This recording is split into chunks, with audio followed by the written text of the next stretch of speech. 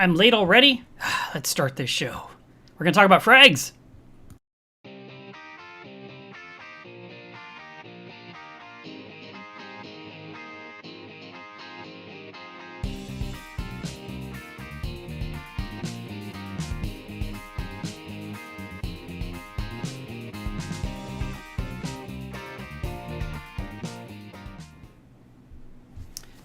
Hello everyone, it's time for this week's live stream. I want to thank Rogers Reef Food. Their food is the type of food your fish can chew on like eating a steak. It is not going to blow around in the reef and get lost in the rockwork or go down the drains. It is sitting in one spot to let your fish come to it and forage. I want to remind you that Coral Magazine is the best magazine you could be reading. I am the executive editor of this magazine. We do it every 2 months, and a subscription is basically $39 a year. If you have an aquarium, you should be a subscriber to Coral Magazine. There's a link on the screen up there, coralmagazine.com/Milev23. I highly recommend you subscribe now to get the next issue, which is about the cycle. I offer one-on-one consultation if you need help with your tank. We do a video chat. We talk for an hour. You show me what's wrong. I help you solve it, and hopefully you have a beautiful reef one day. Hi everyone, sorry I'm late. It's just one of those things I do. I am so known for it. I should just move the clock again a little later and just quit telling you 2:08 because I could never do 2 o'clock, and here it is. All right, enough about that. We had a request for today's topic, and it is this one right here. So Steve said, can you do a stream on adding coral? Should coral be drip acclimated? And I said, absolutely, let's talk about that. So I went and did a little digging for you and refreshed my mind on some of the things that pertain to taking care of coral. So first of all, there's an article on my website. The link's already in this video's description if you want to read, because I probably won't cover everything that's in this story. But here is the article. And you can see it deals with quarantining and dips, and we're going to get into all this, but I just wanted to, kind of give you a quick little overview. So you can see there's a whole list of pests that could come in on your aquarium, and I'm just going to read off a few. Red planaria, the evil crabs, which are the ones with the blue eyes and the furry legs, acropore eating flatworms, montipore eating flatworms, red bugs, spider eating zoanthids, I'm saying it backwards. Zoanthid eating spiders. That would be hilarious if we had the opposite. All right. Zoanthid eating nudibranchs, star polyp eating nudibranchs, mahano anemones, asterina starfish, clam and snail devouring flatworms. Yes, there are flatworms that eat clams. Mollusk eating flatworms, which means eat your snails. It's kind of redundant to the one above it. Vermitid worms, which cause a little chaos in your tank. Pyramidellid snails that bore into your clams. Whelks, sundial snails, parasitic isopods, and more. So we obviously don't want any of those in our tank, and so that's why we are going to be talking about this today. So I want to show you here is an example of a very simple quarantine tank you can run. And as you look at it, you can see it's just a box of water. It's got some rock in there that is dedicated to the life of the tank. I will never, ever take that rock out and put that in my reef or into any other tank, because everything I'm putting in this tank might have a pest. So if that pest happens to live in that rock, so be it. But it's my quarantine system. It's where I take things to treat and get rid of pests. But if it gets on that rock, I don't care. But the reason I have the rock in there is for the beneficial bacteria, to provide some stability to the water, to provide some natural biological filtration. There's also a glass thermometer that's holding up with a suction cup. You can get the kind that floats on the surface. You could get the kind that's digital with a probe that goes in the water, but those just tend to be flaky and sometimes lie to you. So I'm just get yourself the $3 or $5 glass one and stick it in the tank, and it'll always tell you the truth forever. No batteries required. There's a simple light on top because things in quarantine don't need intense lighting. You don't have to give them those amazing radions, for a quarantine tank, because the livestock that's going to be in there is for a few days normally. Even if you kept it there for a few weeks, because it's not a huge body of water, it probably will get sufficient light to get by. Now, if you're going to go all in and you want to have this amazing frag system, that's a whole other project, but this is quarantine. Quarantine typically isn't that demanding, but some may disagree and want to go a little bit further. I'm trying to keep it simple for those that just want to have a little haven to keep the reef safe. There's a heater in this tank. There's a power head in this tank. It doesn't get topped off. Well, I mean, I'm sorry. It's not automatically topped off, but actually that would be super handy. But in my case, I would just watch the water level drop and I would just pour in more water basically once a week because the quarantine tank was always running. And when you have that type of scenario, anytime you come home with anything, whether it's a fish or coral, you can just plop it into the tank and then, let it kind of temperature acclimate while you go do other things, put away your groceries, whatever it is you got to do. Yep, that's pretty much everything there. Then there's a dipping process in here that kind of goes into how I do my dipping. We'll talk about that today. And then finally, we're just dealing with the various pests. So anyway, this is here for you to read if you'd like to do so. And I would just suggest that you, listen in now and then maybe follow up with the article. And that way you'll be super protected for the rest of the year on how you're going to, going forward working with your tank. But let's say you come home with your brand new frag and, like Steve asked, should it be drip acclimated? No, actually, that's not necessary for corals. Corals tend to be in a system with water that's matching your reef tank, which should be 1.026 or 35 ppt. That is their desired salinity, and some people feel the urge to go like 1.024. I don't want to quite hit 1.026, and I don't understand that mentality because 1.026 is seawater. Why are you less than seawater? And if you have an automatic top-off system, it'll always be 1.026, and you will not have a situation where salinity is getting out of whack. Now, yes, things can go wrong. Top-off doesn't add. The protein skimmer is pulling out too much skim made, and so you're adding too much top-off, and so salinity may vary, but that's why we test weekly. And if you're constantly measuring your salinity once a week for what does that take, 12 seconds? You'll know the number, and you can make any slight adjustments necessary to maintain it. Side note, if you are doing ICP testing, your number needs to be 1.026 for all the other numbers in the report to be accurate.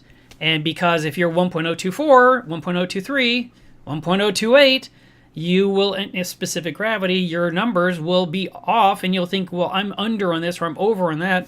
We're really getting your seawater to the correct level, your saltwater to seawater level, would get you more accurate numbers. So really, 1.026 should be your absolute demand every single time. Now, let's just jump to it. I've got something here to show you. I did a little pre-show prep. Where is it? Is it this one? Alrighty, so here we are. That looks like it's moving. Yes, it is. So when you're going to like an event or you're going to the fish store and you're looking at the frags, what you're looking for is what is that beautiful thing? And I totally get that. I do the exact same thing myself. Let's see, what else do we have? I grabbed a few different videos to show you here. Let me replace that asset with something else. How about this one here? So this one here has a mixture of, well, it's mostly SPS, but I see some zoanthids and so forth in there. And, when you're looking at these, you're looking to make sure that the frag is healthy, that there's no die-off, that there's no bite marks. You just want it to look really, really clean. Let's grab another one. That wasn't very interesting. Thought it was better than that. How about... Here's a nice one.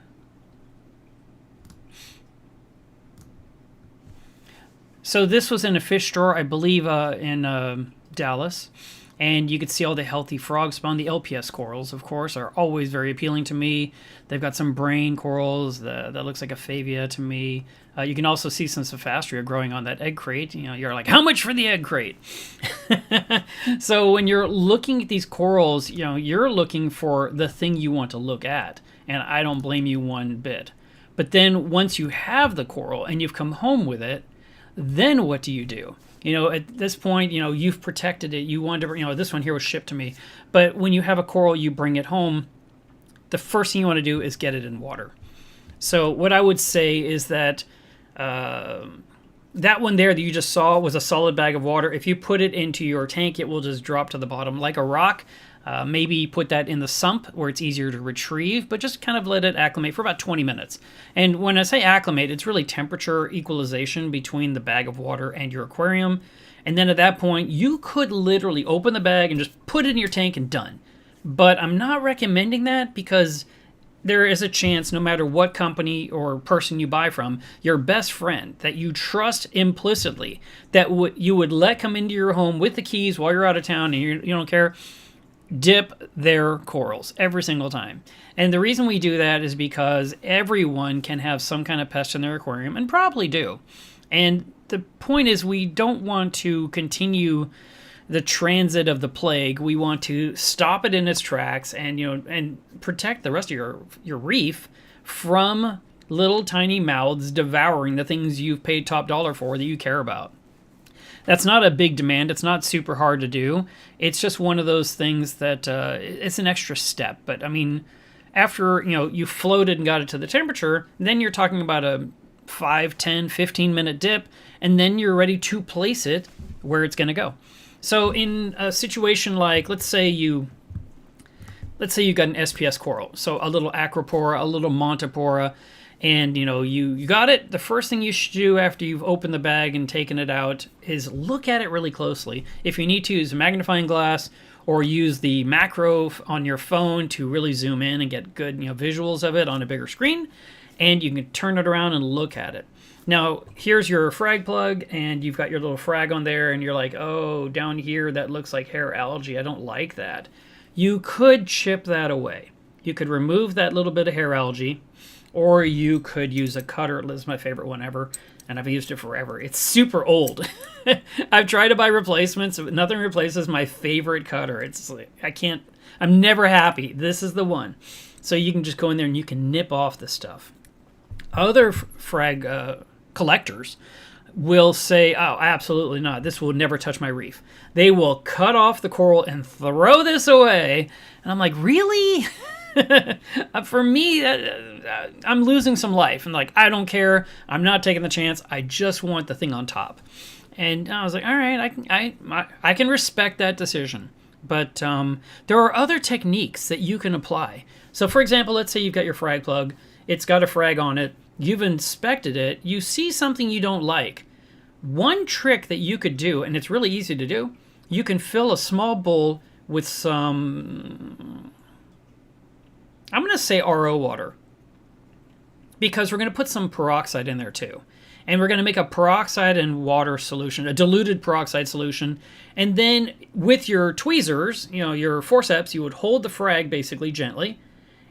Or you could even hold the plug essentially with those forceps, and you can lower it down into the peroxide to where the plug is completely under peroxide for a brief duration. We're talking a minute tops, probably less, and not get the frag wet. So you're just lowering the pedestal down. You let that soak and bubble, and then you lift it out. And you could do this 1 or 2 or 3 times, and the peroxide will start destroying whatever's on that frag plug. And now you still have a coral with a plug that you can place in your rockwork with putty and glue it to the structure of your reef. So that is one method. Jake Adams had a really cool idea that he told us about, so long ago, where he had suggested putting peroxide in a dental pick. And he would just shoot at he would be blasting his little frags with peroxide. with a water pick. I said dental pick. I'm thinking teeth. So a water pick system. I was like, wow, never thought about that. I have thought about using a very soft toothbrush to brush things off. And that totally works as well. And you could brush with peroxide. You can use a syringe or a pipette to draw up peroxide and drip it right on the algae that's on the frag plug that bothers you. It could be Valonia, it could be Bryopsis, it could be hair algae. Or you could just say, you know what, I am just going to cut it off of the plug and throw it away and not deal with it. But now you've got a raw frag, nowhere to put it in your reef without having to glue it, and if you cut it off. And now you apply some glue to the base of the new frag. When you do that, that glue will heat up and it'll kind of burn the bottom perimeter of the frag, and your frag just became a millimeter shorter than it was. So, you have to decide what's best for you. For me, I pretty much like frag plugs, but I will show you this. So here's a different frag plug. And if you look very closely, let me put it on my forehead so maybe you can see it. There's actually a notch right here, and there's a notch on the other side. And the reason they made it that way, and this is a large plug intentionally for like something that spreads, like maybe mushrooms or zoanthids, but with this notch, you could go in there with your cutter and it'll be really easy to snip it off, and this will be gone. And now you've got a flat pedestal with a thing that's living on it that you could mount to your tank and not have to worry about this finding a crevice or a hole to fit into. But initially, like let's say you were putting this from a quarantine tank into your frag tank, you probably have a rack and you don't want this thing going anywhere, so you set it in one of the holes and it keeps it there. But when it's finally time to put in your tank, you might say, oh, I have nowhere to put this because this stupid thing snips right off. It's a really nice solution. And you can look for those types of frag plugs and, collect them and have them at the ready. If you, let's say that is exactly what happened with that little acro. We cut it off, so we glue it to this new temporary plug. We put it on there. Maybe we put 2 or 3 on there and let it grow into a little colony. And then when we're ready to move this into the reef, this is a nice natural looking thing versus this thing that looks bone white and stands out like a sore thumb for the first 3 months. And then eventually either algae will grow over it or coralline algae will grow on it, or the coral itself may spread over it and kind of hide it, which is always wonderful. Having the coral grow downward is ideal. I just want to jump back to quarantining for a second. When you have put a coral in quarantine, it's already, this could be just float, acclimate, release into the tank. Okay, that's it. It's in quarantine. And your light is on a timer, so you don't bleach it by leaving the lights on 24 hours a day. And the temperature is always right because you've got a heater in there to maintain it. If you need to put a fan to cool it a little bit, you can. Stability is key. For all coral care, stability, stability, stability. That's all I can ever emphasize. The water that you use in that tank, it could be brand new salt water, but that's not my preference. My preference is take water out of my reef and fill the quarantine tank with that. So it's the same water they're going to go into later. And then, refill my reef with new water change water. And that way, it's all the same. And they can get used to my parameters, which are, they're going to be the same between both systems. That's all that matters. And then if I were to do a water change on the quarantine tank, I would just drain water out, take more water out of the reef, put it into the quarantine tank, and then refill the reef. And that's how I've always done it. It's the simplest way, and it just allows me to, it makes my life easier. Now that the coral's sitting in there, my approach back in the day, we had a big problem with red bugs. That was one of the number one issues. But it's a super easy thing to kill off with Interceptor. And I would just take a pill that was rated for 400 gallons. It was a large dog-sized pill. Not the size of a dog, but it was this pill was meant or designed for a large-sized dog. And Interceptor is a tablet. It's chewable. It has beef flavor in it. You would just crush it under a spoon into powder. I'd fill up a vial with this powder and a little tiny water test kit spoon. And I would just take one little spoon and I would put that in the quarantine tank and I would let that mix into the water. And that way it would start killing the red bugs immediately. And within 12 hours, the red bugs are dead. And that's it. I didn't have to do another water change, didn't have to run a skimmer, didn't have to do anything because the Interceptor does its job and it kills off those little tiny yellow fleas and then it becomes inert. It's not dangerous. It's nothing. And so for me, it was like every time I got something new, I put it in the tank, I added Interceptor. The next day, I knew it was red bug free. Now, Interceptor kills other invertebrates, specifically like ornamental shrimp, hermit crabs, copepods, amphipods, mysids. So if you're hoping to have this really cool pod population in your quarantine tank, which is a really weird wish. I mean, quarantine is quarantine. You shouldn't have a big pod population in there. If you did, then don't use Interceptor. But typically you won't. It's quarantine. So if you have put in the Interceptor, now your animal is red bug free. At this point, the next day, it's ready to do the dip process. And that's really simple. You just take a small bowl, you take your product that you're using, and I like Revive. That's one that's a coral cleaner. It smells like pine sol. I have used the Fauna Marin The Dip. I have used Tropic Marin Pro Coral Cure, which is heavily iodine based. Chris Meckley, who has been on this channel, talks about using an iodine bath to knock off pests. I mean, so there's lots of different choices out there, but no matter what choice you use, the number one rule is read the label and see what they say. Number two, adjust based on your experience. And if you're brand new and you have never done this before, read the label and just do what it says. But if you say, I've noticed that my corals don't seem to do well in 10 minutes of this dip, change your timer to 8 minutes.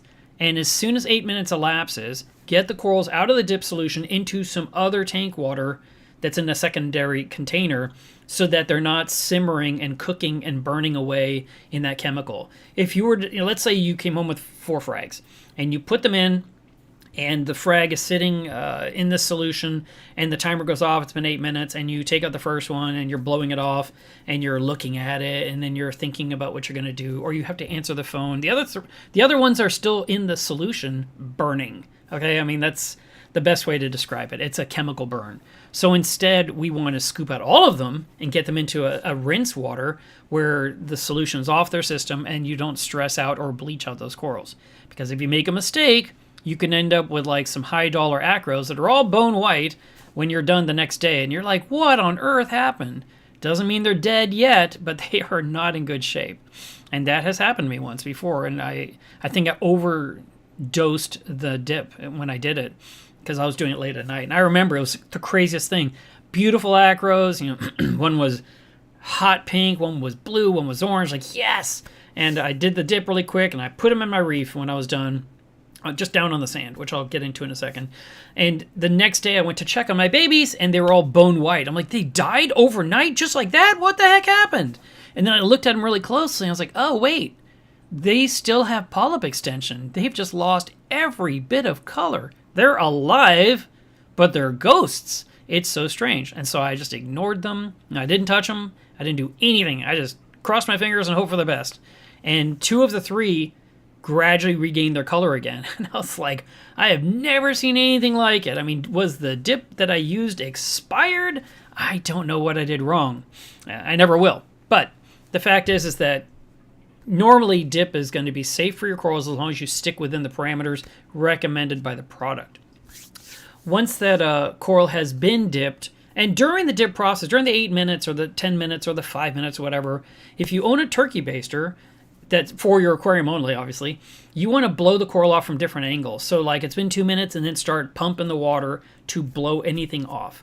And you may see little things appear in the bottom of your bucket. And that could just be detritus. It could just be dirt. It could be bugs. It could be spiders. It could be hitchhiker, micro brittle starfish. It could be Asterina starfish. It could be amphipods. You could lose some cool stuff too. That is the downside of dipping. Like for example, let's say this is impossible to talk about because it's so rare. But let's just pretend you went to the fish store and they had a cute little acropora colony. And you're like, oh my God, I have to have that. And you bring it home and there's something in there that's called a bandit crab.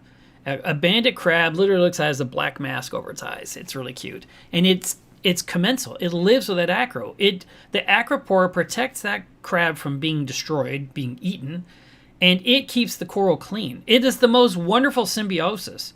And you don't want to lose that crab. But if you take that colony and you put it in a dip, you are going to kill the thing that will protect the inside of your colony.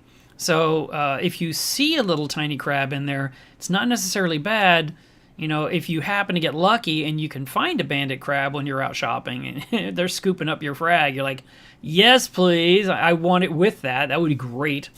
Then you can coax it out of the little colony that you're holding, this little bush of a coral. You can coax it out. There's a couple of methods, but one of the approaches I use is basically some kind of a toothpick, where I'm trying to just kind of nudge it out and get it safe into some separate water while I dip the coral, rinse the coral off, and then put the crab back in so he can live with his colony. And that way, you get this awesome little bonus creature that's in your reef. Not all crabs are bad. So look up bandit hermit crab, if you like. Yeah, I think it. Might just be bandit crab. It's been a long time. But those guys are good. There are other crabs that are bad, and usually the crabs that have the black claws, they are, and their claws are pointy. That would be one you don't want to have in your aquarium. And, because unfortunately, it'll just go up there late at night while you're sleeping and just snip off polyps off corals to eat, I guess. Or just to destroy for the fun, just because it has nothing better to do at night than go through your tank and wreak havoc. So if you had corals like that, one of the techniques to get a crab out of something, or to find out if you have a crab, which this is another approach, in your quarantine tank, you put a little frag rack in the center of the tank, a pedestal, if you will. You put the frag or frags on top, and then you put a chunk of food in the corner of the tank. And if something is living in that coral, it will crawl out to go get that food. And as soon as the crab has migrated away from the frag area, lift it out, lift that tank, that rack out of the quarantine immediately. So now you've just got a crab scurrying around the bottom, chasing down that food or running away from you, and you can take your time and you can capture it. So that is one technique.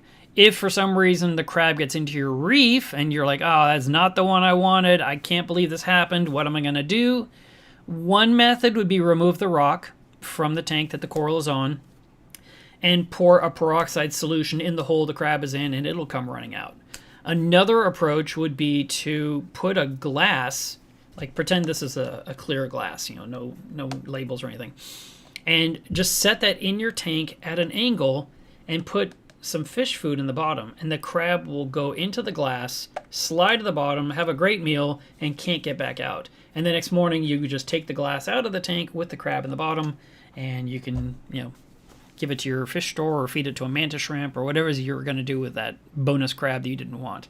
But that is a technique for catching a crab in a reef tank if it's already there and you don't want it there. I have mentioned in my Instagram recently that there is a mystery crab that's living in my tank. It's actually really pretty. It is not a friendly one. It possibly ate a fish. And its molt appeared recently. My urchin was carrying it around on its back for 3 days.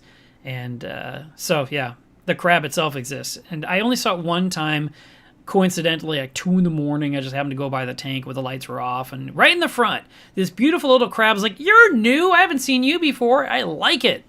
But I should have known better. But I was like, you know what? You've made it this long in my tank. I'm not going to ruin your life. I'm going to leave you alone. I kind of live risky. I've been in the hobby a long time, so I don't freak out about those kind of things.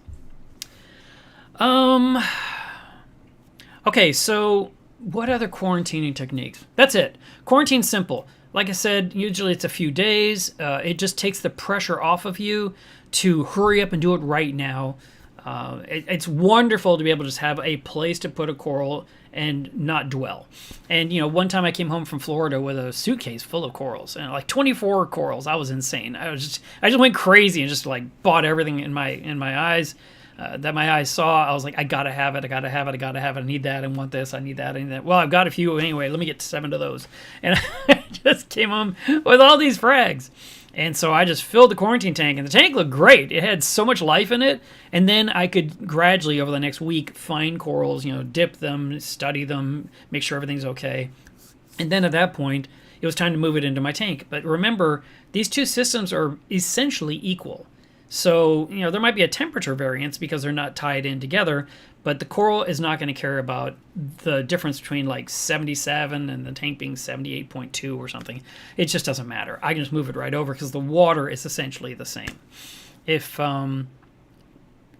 you have a brand new coral on your frag plug and you just put it through a dip procedure and you are not putting it into a quarantine tank, if you're now going to put it in your reef, what I recommend you do at that point is just put it all the way down on the bottom of the tank where it gets light.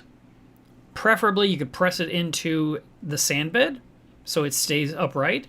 Or if you happen to have one of those magnetic frag racks, you can put it in that and move the frag rack down low, because your coral just went through a lot. It was purchased, it was bagged, it was slung around, it was shipped to you, or it was in your car on the seat rolling around a little bit. And then you come home with it, and you you float it again so it's bobbing around, and then you put it into a chemical bath, and then you're holding it and you're scraping at it, or you're putting peroxide on the base, or you're doing a lot. The coral is like, what on earth is going on? I did not sign up for this. And so that's why get it down to the sand bed and get your hands off of it and leave it alone to recover for a week. That is what I recommend. And that way, that coral will be fine. And if for some reason it falls over, you can reach in with your long tongs and you can adjust it, or you can move it to a slightly different spot. But, try not to touch the coral itself. Let it recover. Corals, they can be pretty tolerant, but the more you're holding on to that frag by the frag, like if you cut off the plug, now all you can touch is the coral. The more you're handling it, the more you're setting it back. You're really making it hard on this thing to survive. Whether you're wearing gloves or not doesn't make a difference. You're still crushing polyps, no matter how gentle you're trying to be, especially when you try to press it and glue it in place. You got the chemical burn of the glue. You got your fingers pressing down on polyps or on skeleton, possibly crushing some of the corallites. So we want to, get our hands off it as soon as possible, and that's why I always say put it down on the sand. Now you might say, but Mark, I don't run sand in my tank. I was like, well, that's a terrible decision. You should have sand in your tank. I did a whole magazine about why sand is so essential. But I get it. It's your tank and it's your money. It's your experience. So, all right. Then find another way to keep that frag on the bottom of your tank in a way that's stable. Maybe a little frag stand, like the kinds I build, could be in your tank. It's not pretty, but it's a sweet spot to keep them from moving around. And you can just enjoy, those things for a few days, a week, 2 weeks. And at that point, you would take it out of the frag rack. It is completely recovered from all the manhandling. And then you can go ahead and move it to the new spot where you'd like it to be. And you might even desire, I want this thing way up here. This coral is going to demand a lot of light. I want it to have a lot of par. And so instead of just moving it from the bottom of your tank way up high, like the midpoint, which would be quite a jump in par for that coral, suddenly, it's an 80 par and suddenly you're putting it at 350 and it's getting the full light of the day, the schedule of your lighting. That's a lot. So instead, I would move it up to the midpoint of where you want it to be and try to secure it in that location in a way where it'll stay put. Keep an eye on it, give it another couple of weeks, and then finally you can put it in its final place. And so I've got another video to share with you to show you a coral. Let me switch this out. So it would be this one, I think. Not this one, not this one. So, I got another one to show you guys that's really neat, but I'll show you this first if I can find it. Okay, so here's a coral that has been glued to the rock.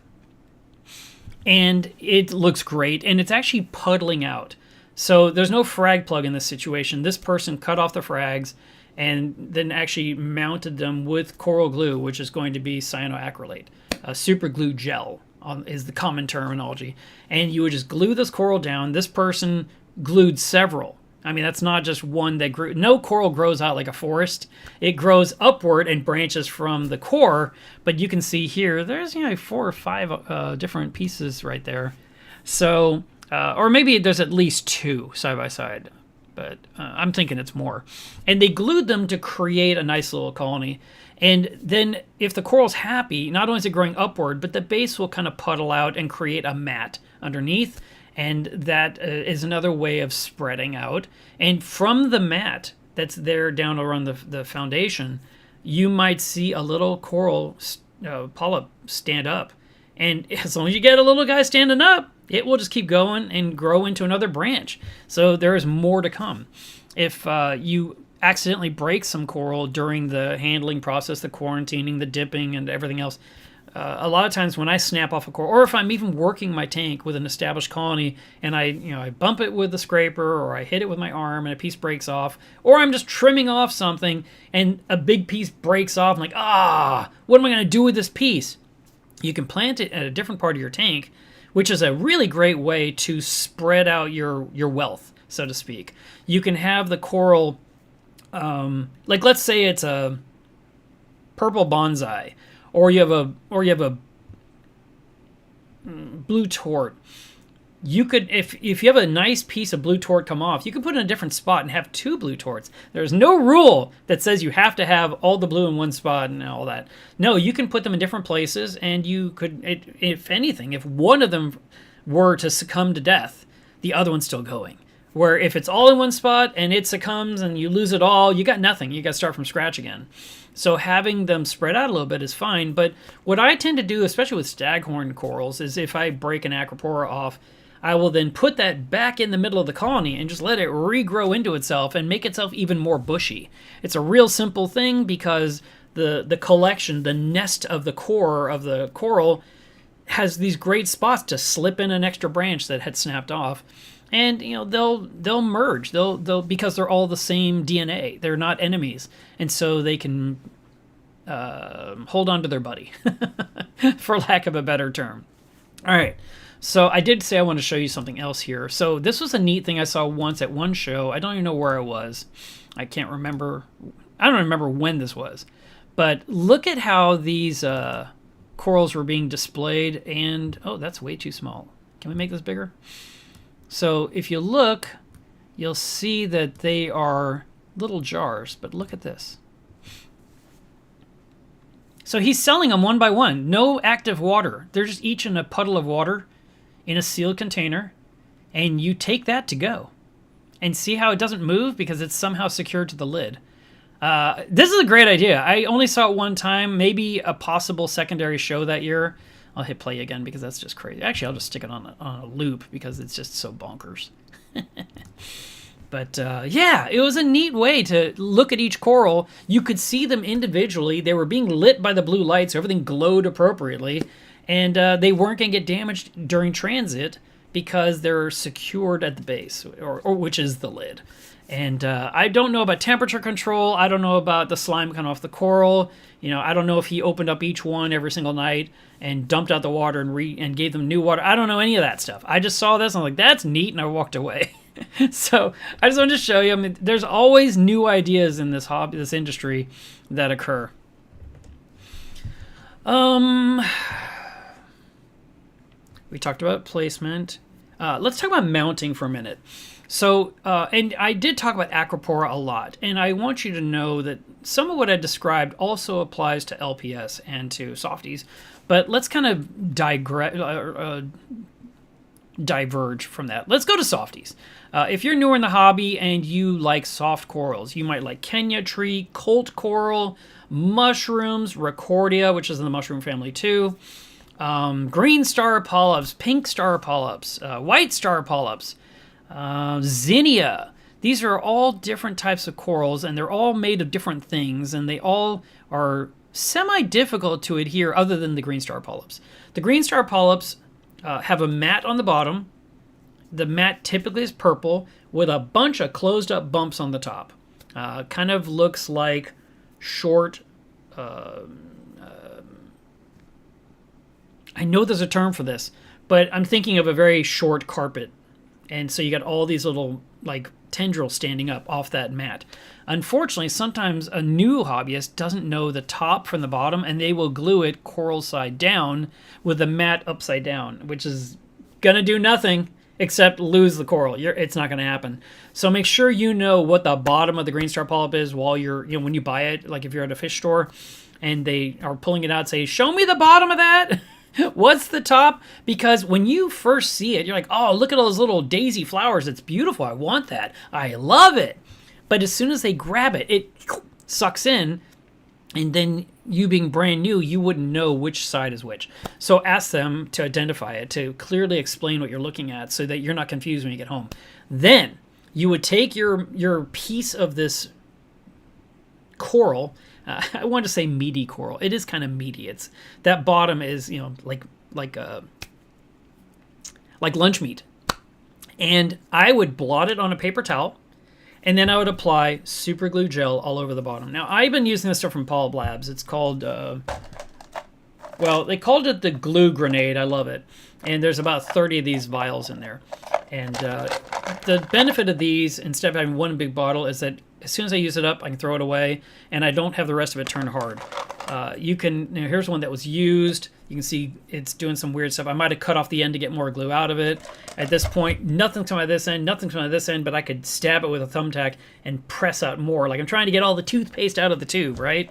But if you have a big bottle and something clogs up, you're kind of up a creek. So instead, you're trying to stab the top of the bottle to unclog it yet one more time. You're trying to squeeze the bottle, and the bottle doesn't want to squeeze. The glue inside has kind of become solid. So these individual tubes, for me, is so much more convenient. And I would just apply what I need to. Now, inside here, there is a very sharp needle point, which you could cut to make it a little bit wider, but that tip right there is perfect. Once you take this off, you can see the tube itself is sealed, and there's a little ring. Once you remove this ring that I just took off, and you put this guy back on, it will then pierce the tube open for the first time, and now I can squeeze and glue will come out. I'm not going to do it right now because I don't want glue all over my keyboard, but that is the principle behind this thing, and I just love these things. So I've been using them for many, many years, and whenever I need more glue, I buy another glue grenade from Pull-Up Labs. Then, when you're done, in theory, you could put the cap on and save it for next time. But in my experience, I can't even get the cap off. I can't get off the plastic because the glue has just become a thing. So for me, it's probably easier just to use this part and just use what I got, call it a day, and next time I touch frags, get another one. It really comes down to how many corals you're playing with. But now we've got this green star polyp. We have blotted off the bottom of the coral. We put the glue on there, and then we press it onto something. Press it onto a frag plug. Press it onto the rockwork in your tank. Glue it to the back glass. Glue it to the overflow box. I mean, there's lots of places to put star polyps, and then they will just grow. And as they migrate outward, that lunch meat I talked about, that meaty base will keep spreading out. And, if you see like a piece flapping on the end, you could tear that off. And I know it sounds terrible, but it's okay. You can just tear the little piece off, and you can put it somewhere else. Now, anyone that's been in the hobby for a long time will never get green star polyps because they know how ferociously this coral grows. But when you're new in the hobby and you're like, I am looking at a big empty tank and all this white rock, I want something pretty. And they're like, man, look, the green star polyps does this all the time, and it's glowing, it's green, it's pretty, it's good under blue light, it's good under white light, I just love it. And so you just let it grow everywhere. And then one day you're at the fish store and like, oh, that's such a pretty coral. I'm like, yeah, okay. And they put it in a bag, and you come home and you can't see any rock. You have nowhere to put this except on the star polyps. Well, okay, so you're like, I don't know what else to do. I'm going to put it on the star polyps. And then the star polyps grow up and kill your coral. It's not overnight, but they will work their way up. And your coral will keep trying to grow upward and away from them, and they just will keep coming up. And they could essentially, given enough time, cocoon and smother your new coral. So I always tell someone, if you like star polyps, that's okay. But put them on an island by themselves over there. Enjoy your green furry rock. But if you see any flaps of tissue coming off the side, rip them off and give them to other people, or do what you will with them. But don't let it cover all your rock work, because then you will just have a tank of green star polyps. I mean, if you like a monoculture tank, go for it. There's occasionally one guy out there that'll have a tank that's wall-to-wall star polyps, and it's beautiful. And he has a couple of blue chromas swimming around in there, or a blue damsel or something. And you're like, wow, that's crazy. But at the same time, it's different. It's not what you see every single day, so I get it. But, we don't want it to grow out of control. So I always recommend to isolate that coral.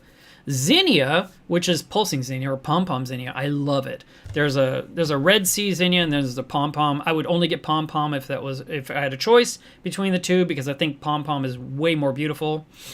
That one is much harder to glue to anything, and it's much better to tether it to a small piece of rock. If you don't have a small piece of rock, I would say break a big rock into small pieces of rock. And then you could use fishing line, and you could tie that coral onto it. Another technique would be to, it sounds kind of harsh, take a toothpick and push it through the stalk, and then tether it down with a couple of rubber bands, like over the toothpicks, and let that coral then, it's pressed against the rock. I mean, it's not crushed. It's just held steady, okay? Just gentle pressure. That's as much as you need. This thing is not going to blow away or disappear, but if it can just hold onto the rock long enough, a few weeks, it will grow on. And at that point, you could extract your toothpick, and now it's holding onto the rock. Now, zinnia is another fast-growing coral that will spread over everything. So consider where you're putting it. Just, I will tell you this. If you plant it down low in your tank, it will keep going toward the light. So it will grow up the rock, up the rock, up the rock, up the rock. And you'll have all this zinnia, which is beautiful. But, again, it's taking up all the real estate. And it's why, again, someone that's been in the hobby a long time probably doesn't put zinnia in their tank. Mushrooms are popular. They've been popular forever. I can't stand them. I won't put them in my tank. But you can get a rock covered in mushrooms, and you can then place it in your tank, and they will migrate and become everywhere. Another way to connect them would be the rubber band method, gently holding just enough pressure to keep the mushroom on there. Another method is to use what's called a mushroom box, which is an acrylic box that is in your tank. Or, I haven't seen one in a long time, but back in the day when you bought strawberries and blueberries, they were in a green basket with lots of holes. And you could take that basket, rinse it off, filled it with rubble, put the mushrooms on the rubble, and then put it in a corner of the tank where the flow won't let the mushroom blow out, and it will adhere to those little bits of rubble. Then, it takes a couple weeks, right? But now you take your, this is our mushroom, okay? You take your mushroom, and on the bottom of it, you've got little bits of rubble. You can then put daubs of glue on the rubble and glue the rubble to a rock, and now your mushroom's on the rock. Boom. And then over time, the mushroom will spread. It will do something called pedal laceration. So it basically sticks its foot out, or actually its foot is where it is, but it's trying to walk away, and it's leaving behind a long foot. And then at some point, it will probably tear itself away and leave that piece behind. Or it'll still be part. It usually is. It usually tears itself, and you have a piece behind. And that little puddle of meat will then emerge a little bump, and that bump becomes a little tiny mushroom. Like, oh my God, I have 2 mushrooms. That's so cool. It's fine until you have 150. Then it's a problem.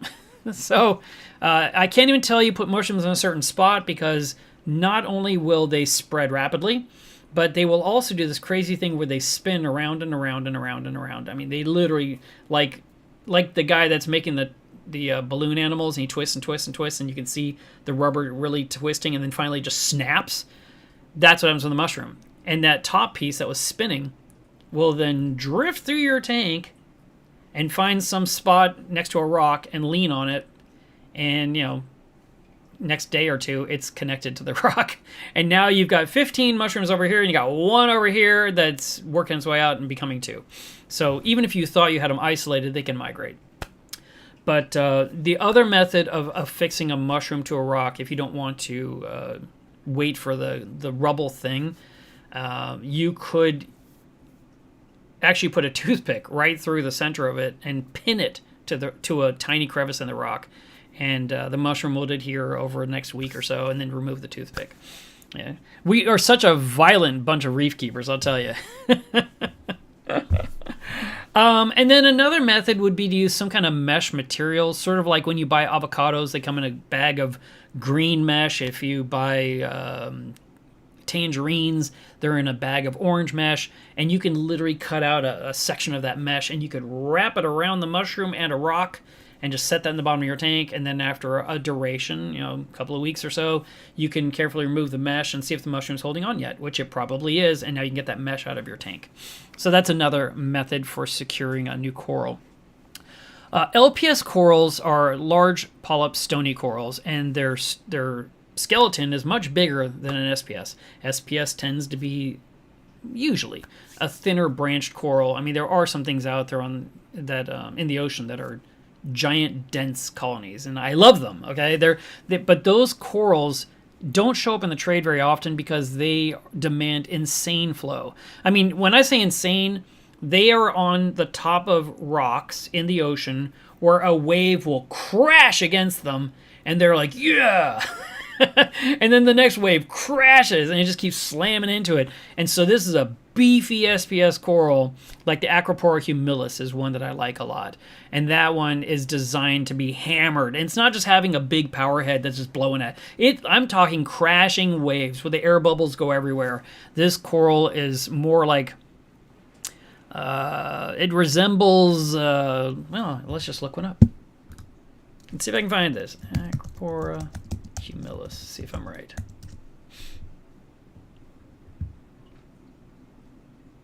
And let me, sorry, didn't realize I wasn't sharing my screen. Here we go. So here is,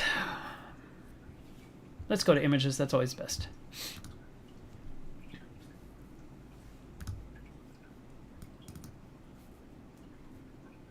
Gotta be careful what I click on when I'm on the show with you.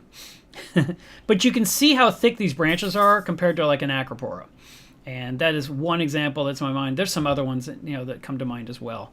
But I would just say you want to make sure that you are aware of what you're dealing with when it comes to corals. I'm getting off track. I was talking about LPS corals, so let me jump back to that. When you're dealing with the LPS coral and you wanted to, like, let's say your branch was, it can happen. I had someone give me a bunch of Framer a few years ago, and he gave me a bucket full. I mean, a bucket, 5-gallon bucket filled with coral.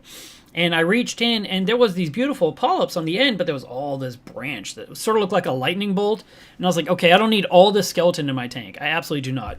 Now, you could try to use like bone cutters and cut through, but it tends to crush and shatter and obliterate. It does not cut cleanly. So in that situation, I highly recommend owning a bandsaw, which is going to cost you hundreds of dollars. I think I paid $400 for mine. And the thing is, I bought mine probably 2018. So how long ago was that? 7 years? And that coral, I mean, that saw, I mean, I'm just going to say, fingers crossed, I have never broken the band. I actually bought a new band last year because I know one day I'll be pushing something through and that's going to shatter. The band's going to and break apart. But instead, with that bandsaw, which has water on it all the time, it's a coral bandsaw. And you can look these up. I have offered them in my shop in the past as a dropship item. If that's something you want, you can contact me and I will get you that. Owning a bandsaw is wonderful, and it will last you forever if you take good care of it, like I have. Every time I'm done with it, I rinse it off, I clean it out, I let it dry, I put everything away, and then it's ready for the next time. And then, like when Dwayne was here during the reset, I pulled out the bandsaw, and I cut off all the bottoms of my hammer corals. So every single branch of my crazy hammer coral, which is another LPS coral, I had these big long branches that looked like a big ugly bouquet. And I was like, I do not want to try and jam this crap in my tank again. I want to take one big flat rock and I want to cut all my hammers 2 inches tall, and I pushed every single piece through. And so I had a polyp with a 2-inch stump, and I brought all those stumps to Dwayne, and he just glued them on with the super glue gel. He just did this, press the coral down, did the next one, press the coral down, did the next one, press the coral, and he made me a flat tray of broccoli. That's what it looked like. And, to be honest, it looked hideous at first. I mean, but it was all there. It was not impossible to handle. It was stable. I had one big flat rock in my reef in the balmy area of my aquarium, which is low. And now that coral colony is a big, huge thing after 3 years. It is rounded like you would expect. There are polyps in the front and down the sides and across the back, and the inside core is all those branches I was describing. And they're just really, they're easy to cut with this, but they're so crumbled and wrecked that they're really hard to glue on. Now, if, let's say you don't want to spend the money on the bandsaw, which I think you should, but if you don't want to, you could try some other type of tool. The Dremel is one where you could have a diamond tip cutting blade, and you can, the cutting wheel, and you can just kind of work your way, like here's your stick, and you can just use the diamond wheel and just, actually, we'll use this. Here is my diamond wheel spinning away. I can just cut around here and cut around here and cut around here, and then this piece breaks off. That's one way. I wouldn't use a hacksaw or something like that. I just think it's too ridiculous. I just don't think it would work well. But let's say you did use the bone cutters. Like I said, as you crush through, pieces are going to splinter off, and you're going to have this really jagged end that's going to be hard to secure. You could then use a sanding sponge, which is sold at Home Depot or Lowe's. And you could take your coral, and here's your sponge, and you could just drag it to create a flat area on that jagged base. And then you could apply the glue to the bottom and press it on a rock and glue it. So that is the next step for securing LPS corals. Some corals need to be on the bottom of the tank. That's where they live. Other corals could be on the rock work. And then finally, and that tends to be LPS. And then SPS usually get the highest point of the tank because they want the most and demand the most light and the most flow. And if you had SPS corals down low, that doesn't mean you can't grow them down low. I've done it.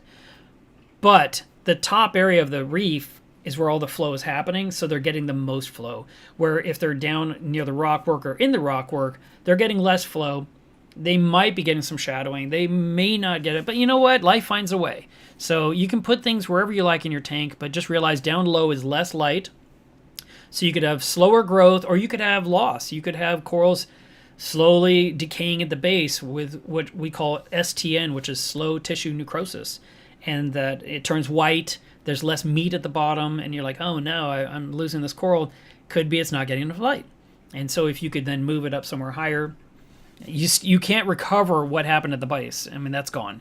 Also, there was a time where I had some fast-growing acropora that was in my reef, and they grew really tall, like long pieces of asparagus, okay? I just try to give you visuals that make sense because these things pop in my head, and I can't find you a picture of my old Scripps acro like that. I just can't do it. We're talking about things from like 2006, 2007, almost 20 years ago. But I remember those corals were beautiful on the top. They came from the Scripps Institute Reef Aquarium, and I was really cool to have. But I had all this dead coral at the bottom. It was just white stick with life at the top. Sort of like a Q-tip, if that makes sense. A little bit more than that, but, it gets you the visual. And there was bubble algae in the core, and of course Spock and my other fish, and the crabs weren't getting to it because it was just a messy nest.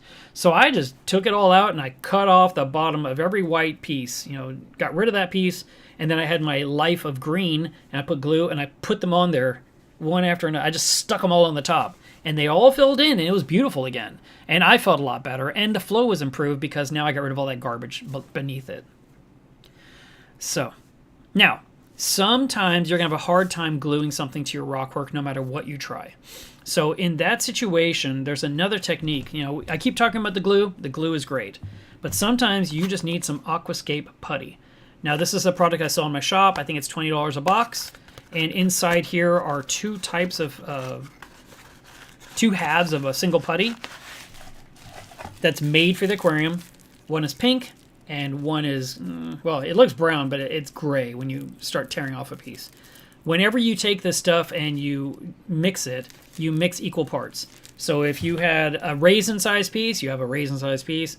You wear rubber gloves before you start touching this stuff because the chemical in there will get into your palm, could make you sick. I know of a guy who had been doing it forever, and then one day his body couldn't tolerate it, and he was doing a demonstration at a frag swap in Boston, and they called 911, took him away on a gurney to the hospital because of toxicity. So he, ever since, recommended rubber gloves. So I've been recommending rubber gloves right out of the gate for this stuff. I mean, first of all, this is kind of sticky stuff, and you want your hands to be clean when you're done. And so wearing the gloves, disposable gloves, is great. You just put them on, take the little pieces, mix them up, combine them, make the two colors, one's pink, one's gray. It becomes a uniform color, which this box is the only one I sell. This is coralline algae colored, where there's another one that's gray. And I was like, why would I want gray or concrete in my reef? It's not going to look good. So I love that it's coralline, so it kind of blends in a little bit. You mix it up, and it's good for about maybe 15 minutes before it hardens to the point where you can't use it. So you want it to be pliable, and you would then put it, press it into the crevice of your rock, and then press your frag into the putty. And then as the frag is sitting there, you're taking your fingertip and you're pushing the putty around the frag to make it grasp that post underneath the plug. And so you're inserting it in the putty, and then you're trying to make it hold on tight. It's it definitely works. And the beauty of it is it's not like concrete. Later on, if you need to remove it, you can try to pry it loose. You can take your bone cutter and you can snip it out of the rock, and that piece and the coralline putty will come right off, and you have a nice new clean spot to plant the next coral you want in that spot. So it's not a situation where you've put something there that will be there forever. Another side tip about this stuff, let's say you've had it for too long. This one here, I must have opened it 6 months ago. It's still pliable, which is great. Because we don't want to, have to keep rebuying things because it went bad on the shelf, right? If for some reason this stuff has hardened a little bit too much, this doesn't work all the time, okay? But this is a trick I do, and it worked for me. You can take your pieces of putty and you can put them in the microwave and microwave them for like 10 or 15 seconds, and that can soften them up, and then you can do your mixture thing and you can use it. So that's another thing, but I don't think you can just kind of keep heating this up for 15 seconds until you've used up the whole box. I wouldn't expect that. I would just say whenever you're done, close the bag so there's no air in it. Put this in a cool, dry place, like under a sink or in a little bin down low where it doesn't get warm. And it should last, like I said, months and months and months. Now, okay, so we've tried the putty and it's still not holding the frag. You're like, dang it. What is the deal? What's going to take to hold this on? The third technique is the Oreo technique. And that is where you have rock, you've got putty, you got glue, and you got the frag. And this is the ultimate solution when you have a problem child that will not stay in place. So in this case, we've got our spot in the reef where we want to put the putty, and we've prepared the putty, and we press the putty into that rock so that it's in there holding into the texture of the rock. It's not, again, I'm always thinking of rocks that have crevices and nooks and crannies. I'm not talking about a flat rock that's smooth like glass. That's way harder to fix anything to because there's no ridges for the glue or the putty to bond to. But if you have nooks and crannies and you're aiming for a nook or you're aiming for a cranny, you jam that putty into the cranny. Then you take your coral with the frag plug, and if this frag plug is too long, you could try to cut it with your bone cutters till it's half as long. Or you could just snip off that whole bottom piece like I described earlier, and now you've just got this little tiny disc. You can cover the disc with glue. You can press the glue into the putty and hold it for about a minute, maybe a little bit less. And you can even, again, try and make the putty adhere to the sides of the plug that the glue is underneath. So you've got this glue putty sandwich thing happening, and the frag plug's there, and it will not come off. It'll hold beautifully. So that is your final technique if you're in a situation where it's just not working out. That does work, and it works really, really well. And it's still removable down the road a year from now, 2 years from now, 5 years from now, and you're like, oh, I really need to get that off of there because the rock, I can see this weird man-made thing. It's ruining the look. I need to put something else there. Now, one more thing about coral placement. It's like I never finished talking. We have been going for an hour. Nonstop. Wow. Okay. This was a funny thing that a guy said, and I never forgot it because I was like, it's actually kind of brilliant. I can't believe this guy thought of this. So he had a big reef tank, and he had SPS corals, and I think he had a mushroom problem. And I don't remember the problem, but I remember his solution, and that's what I never forgot about. He took all of his hammer corals, and he had a lot, and he glued them at the midpoint in the tank like a fence all the way across the reef. So all the SPS was on top. He had his hammer coral barrier, his little hedge, and then whatever was on the bottom that was trying to migrate up couldn't get past the hammer. The hammer coral was like, absolutely not. Nope, not on my watch. And they had to stay down there. So I'm assuming it's mushrooms, right? So you had these mushrooms down there. You had the hammer corals, which were nice and big and fluffy and green, and you had the SPS reef. And I was just like, man, how did you ever even think of this? It's kind of brilliant. Now, another thing about placement is that not all corals like each other. And how close can corals be? How many corals should you have? And what's the reality of the future of what you keep buying and putting in your tank? Buying a frag is fine. Buying 2 frags or 10 frags, it's okay.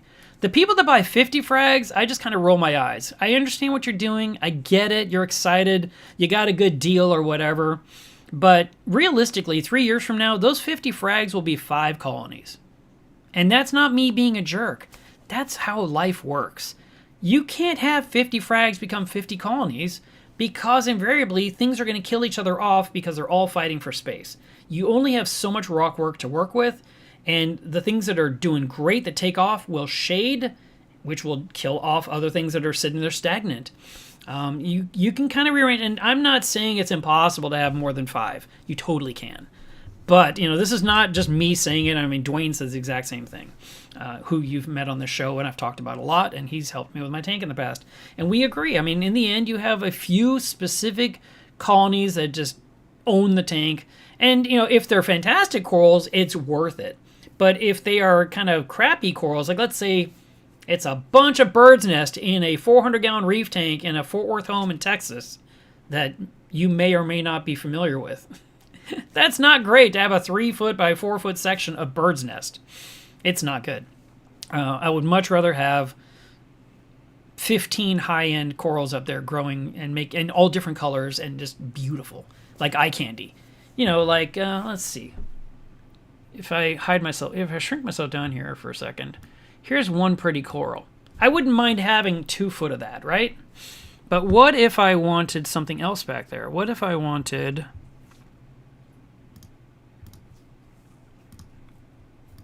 something like this?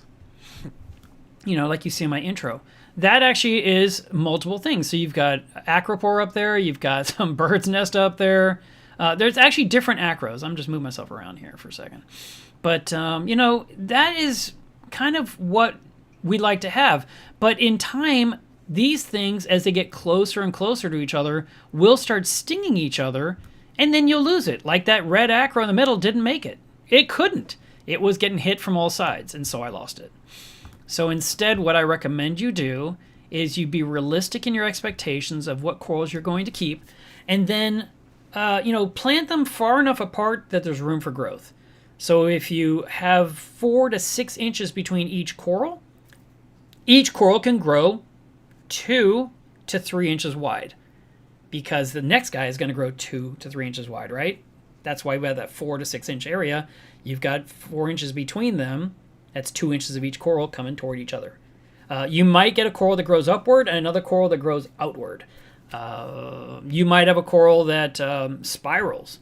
Montipora, for example, will keep growing outward unless it's encrusting, and then it'll just kind of cover all the rock. And if it covers all the rock, you can't put anything else on that spot because it's covered in Montipora. If you do have 2 corals that you love and they're getting too close to each other, you can use your bone cutters and you can snip between to create a barrier. You can see if they touch, what happens. Sometimes they will touch and they will just kind of do this. It really happens. They just kind of do this, and there might be a little bead of white between the two, but they just keep growing and they just keep growing, and they're like, okay, we're just gonna be buddies, and all this is green and all this is red, and you're like, okay, cool. But sometimes the green just kind of keeps going into the red, and you start losing more and more of the red. So snipping them off can help. It's just keeping a space between the two. But there are certain corals, like the Acanthostrea that is called Micromusa now, which I don't like that the name changed, but okay. Those things can put out tendrils at night and sting something 4, 6, 8 inches away. And when they're stinging it, they're not just stinging it, they are stinging it, killing it, and pulling back meaty bits to consume inside its own belly. So not only did that coral get stung, it got semi-devoured. And how did it do that? Does it just throw the sweeper any different direction? No, it's based on the flow in the tank. So if the flow is going this way, a coral here can put sweepers out. So if you had 2 corals and they were down near each other and you knew one was possibly going to try and kill something, you could put it downstream and put the other coral upstream, because that one isn't an issue. And now this one of the sweepers will push sweepers this way, but they're going toward nothing. There's nothing there. Maybe there's a walking hermit crab. Nothing happens. Maybe it's a fighting conch. Nothing happens. Maybe it's a fish. Nothing happens because it knows to avoid these tendrils. But the tendrils have nothing to latch onto. But it's going to be really hard for that coral to push tendrils upstream to attack something. It's not impossible, but it's harder.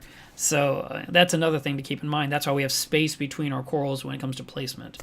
And then a lot of people like torch corals, and torch corals do have long 8-inch sweepers, and they're sweeping not just to murder, but to like, I want all this space. I want it all. This is all my space. And there are some torches that can live near each other. There are some torches that cannot, and then there are some torches that will just kill SPS or softies that are within that 8-inch radius because they're just punks. So that is another part of when it comes to where to put the corals. You have to think ahead. What's going to happen? You may have to change the direction of your flow too, based on what's going on with the reef after you've planted all your corals in place. But I don't recommend having a bunch of corals 1 inch apart, because you're trying to cover the entire branch of rock. Give yourself some space. I didn't talk about zoanthids at all. Zoanthids are easy to glue down, just like the green star polyps. Same principle. Either they're on a frag plug or they're just a loose bit. The very first zoanthids I ever got were called mean greens. I don't know if I can even find them, but actually, let me just take a picture.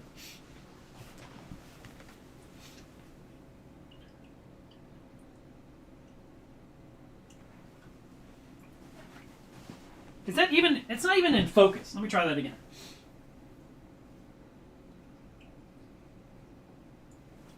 All right. So let me take this guy and share it to the show. So those are some new mean greens I got recently.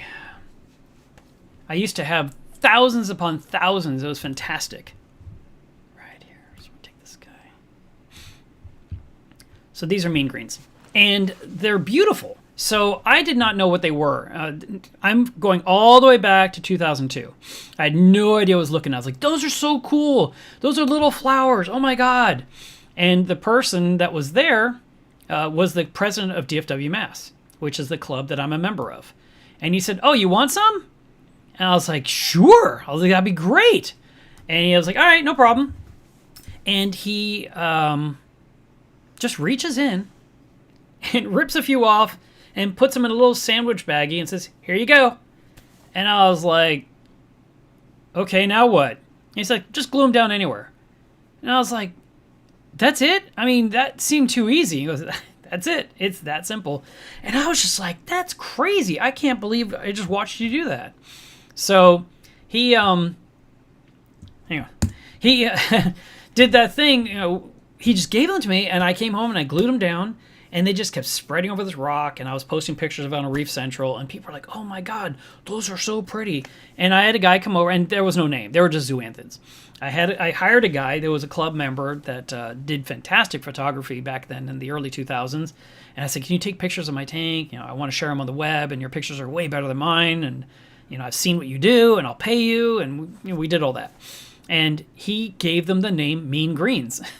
And I believe that was the very first nicknamed zoanthid in the hobby, because no one was calling anything but what they were. That's a hammer coral, that's a zoanthid, that's an acropora, even acropora, everything was an acropora. We really weren't being species specific or even involved in the nicknames.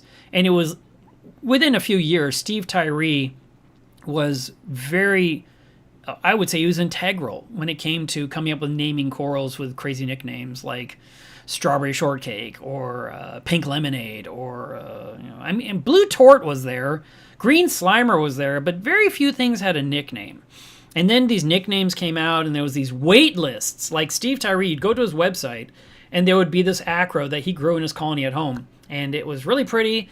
And then you looked, and there would be like a list of, it would say, I don't know, maybe it said things like January 2004, March 2004, May 2004, and there'd be a name next to each of those dates. These were people waiting in line to get a piece of his special nicknamed coral. And you look at the list, and it would be 2 years till your name would appear if you signed up right now. And I was like, oh my God, I'm not waiting 2 years for a frag of that. I'll get something from someone else. Or I'll wait till Drew grows out that coral from Steve Tyree, and I'll get a frag from him, that weekend. I'm just not going to be on this wait list. That's craziness. But that's kind of the crazy things we did back then. So, Brad gave me the mean greens, or he gave me the zoanthids that became the mean greens. And then, over the next few years, and everyone talked about mean greens. It was all over Reef Central. It was so funny. They're like, mean greens are amazing. Where can I get them? Where can I get them? And like, well, Mark has them, and I had thousands. They started off my 29 gallon, and in 2004, I upgraded from the 29 to a 280, and I had 2 rocks covered. It was just beautiful, just this blanket of one type. And of course, I'd see other people that would post pictures of their zoanthids, and they would have like one big rock with like 18 colors. And I was like, I want that. I don't want mean greens. I want that look. That's so cool. So they would actually take many different types and glue them all over the rock. And then when they all opened up, you'd have this smorgasbord of color. It was fantastic. So anyway, that's a little bit about that. But they do glue down. They glue down very easily. I didn't really talk about the pests much because that's all in that article, so you guys can read that, and it breaks down all the different things that come off of all the different corals. But today I just want to talk about how to get it into your tank. You do not have to drip acclimate at all. I do recommend dropping them into quarantine to give yourself a little breathing room when you rush home with something brand new. And it's also good for observation. If you got zoanthids, for example, they can bring in something called zoanthid eating spiders, and those spiders are not just sitting on the coral like you'd think. They also will inject their babies into the polyp of a zoanthid that's closed. So you got this closed up polyp filled with spider eggs, and then the spiders will emerge out like your worst nightmare, and they're all in the tank. So if you get zoanthid, or if you had a problem with zoanthid spiders, you had to take all of them out of your tank and put them in the quarantine tank, and then every single night you would have to look in your tank with a flashlight, when it's dark, when the spiders emerge, and you'd have to use tweezers and pluck them out one after another. And you did this for like 3 months until you could not find any spiders. And at that point, you knew it was safe to put the zoanthids back in your reef. But zoanthids are not light demanding, so that simple light I mentioned, just a regular floodlight that's with LED lighting that's 6,500 Kelvin, totally fine. They don't care. They grow under the sunlight. They don't need blue light. So they can be in there for observation and, get enough light every day, and they will continue to grow. The spiders don't hurt them necessarily, but they are problematic to the reef. And obviously, certain things, when there's too many of them, become a problem. So instead, we try to avoid those. Okay? All right. Well, I have not been looking in the chat, so are there any questions that I can answer? Let's jump to the Q&A here. I see one here. Amar says, if I can get my mouse to play, cooperate. Some medications require a fixed salinity ratio, like copper. So there you go. Again, having the right salinity in your tank is key for even using medications. That's good to know. Thank you very much. Alex says, is it better to buy corals from the LFS or from online stores? It doesn't matter. I have done both. I really like to buy them in person. I like to see things and fall in love and whip out my credit card. It's a problem. And I'll tell you, this was so funny. So there was one vendor that I always go at his booth, Cherry Corals. And he'd be at Aquashella, or he'd be at, Macna, or what else? One of these shows. And I'd always look at his corals, and I'd never buy anything. Never buy anything. So one day, I walked past his booth, and I was wearing those orange glasses from Aquashella. And so everything was glowing extra pretty. And I was like, oh my God, what is that? And he said, that coral? I was like, yeah, what is that coral right there? And he says, that's a king's ransom. And I was like, and how much does a king's ransom cost? And he says, for you? I think he said $300. I was like, $300? And maybe it was $200. It was something high. It was either $200 or $300. And I was like, oh my God. I mean, basically it was a really pretty acan, okay? Or micromusa. And I was like, man. And he was like, well, the name tells you everything you need to know, Mark. It's expensive. I'm like, it is so pretty. And I just gave him my credit card. And he was like, I can't believe it. Mark Levinson bought a coral from me?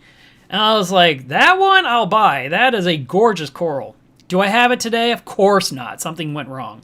But it was really pretty. But that day, I wore those glasses for the afternoon, and I bought corals everywhere. I actually bought myself like 6 or 8 different micromusa because I wanted to have this garden of them. And I stumbled on a picture recently on my phone of that group, and I was like, oh, whose tank is that? And I was like, oh, that was my tank. Oh, God. That was, see, the problem is, it's not even, like I did some terrible thing. It was really some careful neglect on my part. I had the acans down there in their little area, which I wanted this garden. And I'm really thinking about changing this little 1-gallon tank next to me and just making it an acan garden. Just pull everything out, except for the rubble, move that barnacle blenny into the tank behind me there, and just put the blue light over that little, because I have the original light that came with that 1 gallon tank, and just put acans in there, and I can drop pellet food on them and nothing else. Maybe a little cleanup crew, but and just let them grow and become gorgeous. It'll be really, really cool. But anyway, I'm sure that what happened was I had things like fungias that would land on them, or I had hammers that would sting them, and I just lost them one by one. And it's super annoying because I didn't do something, I didn't react. I was kind of like, oh no, something bad happened last night, but it didn't make me want to get my arm wet to my armpit. I was like, oh, that's unfortunate, and then, the next thing I know, more unfortunate, and it just became a thing. So I have the best of plans, but the follow through sometimes not so great at. So if you can buy, back to Alex's question, can you buy them in person? Yes. Can you buy them online? Yes. Whenever it comes to shipping corals to you, I do want to talk about that, especially this time of year. Like today, our weather's not that bad. It's 91 degrees. Yesterday, it was 101. I don't feel good receiving shipments on crazy hot days, especially because when it gets shipped, let's say it ships from California, or it ships from Ohio, or it ships from New Jersey, or wherever or Florida, their weather may not be the same as mine. And as they try to pack it to deal with their weather, the airline, and my weather. And they are shipping overnight. So they're shipping something that has to leave by 6 o'clock, and then I want to receive it by 9 a.m. But if, you can't control where they deliver to, or what time they deliver, unless you make a workaround. So if you tell this company in Florida, I want you to ship me these corals, and they say, okay, and they type in Mark Levinson, my street address, city, state, zip code, and it says, $80 overnight. And you're like, okay. And I've paid already. Then they give the box to UPS or to FedEx. Then it goes through whatever it goes through. It goes through a conveyor belt, probably an area that's very hot, that finally works its way to a vehicle that then takes it up to the airline. The airline throws it in the belly of the plane where it's cold. Then it comes out on a conveyor belt and goes to a warehouse where, it has to go through some kind of quick inspection. Then it goes to which truck goes to my zip code. And then the driver is driving all day, dropping off packages, and he finally shows up at my house at 4 p.m. with a truck that's been hot, that the only way he's staying cool is leaving the door open to let air blow in, or he has a fan on the dash, or maybe he's lucky enough to have AC, but they're not chilling the box in the back. So the box is getting warm all day long, and he gets in and out of the truck. Obviously, the air is not it's going to get hotter and hotter back there. Every time he opens the doors or whatever, the air changes slightly. It's a lot. So that's why things are packed in coolers, and they have a heat pack in the winter, or they have a cool pack in the summer. But trying to keep that water in the bag somewhere in the 70s to low 80s is the goal. So if you want to salvage some of those 7 hours, you can tell the supplier, I want you to ship to the FedEx Kinko's near me. And it will be dropped off by 9 a.m. at Kinko's. And then you can drive up there and get your box. And you just took off all those hours that would have been sitting on the truck in the heat. That's one move. That's one technique that works. And it doesn't cost more. You're actually, if anything, it should be a better deal, but because they're not going to your house. But the price is the price, whatever shipping costs. But you could do a thing where it gets delivered to a hub, like FedEx Kinko's, if you're using FedEx. I don't know what UPS does. Maybe they can send it to a UPS store. I don't know if that's the same thing, but that would be one way. The other way is just hoping for the best. Or ideally, you do it in the spring or you do it in the fall, and then you just buy your corals at the fish stores near you, supporting your local fish store. Or you're going to your club's frag swaps and you're buying corals there. Or you go to the bigger shows like the Coral Farmers Market, Aquashella, Reefapalooza. Maybe there's a club in your state, that's further away, but it's worth a day trip to drive there, walk around, look at all the different booths, get a bunch of corals, bring them in a cooler that you keep in your car, air-conditioned area, and you come home to your house and you immediately get them acclimated into some water and then put them in the quarantine tank and start opening them up and studying them. So that would be my recommendation. Let's see. Brian's Aquarium says quarantine tanks work. I bought some corals from a local hobbyist a few months back and had a flatworm outbreak. Luckily, it was caught in my quarantine tank and not in my main tank. So flatworms are not a huge problem, except when they die. So, you know, if they were red planaria, for example, because there's different ones. Aeolids are often a hitchhiker that come in. Red planaria was a big problem in the mid-2000s.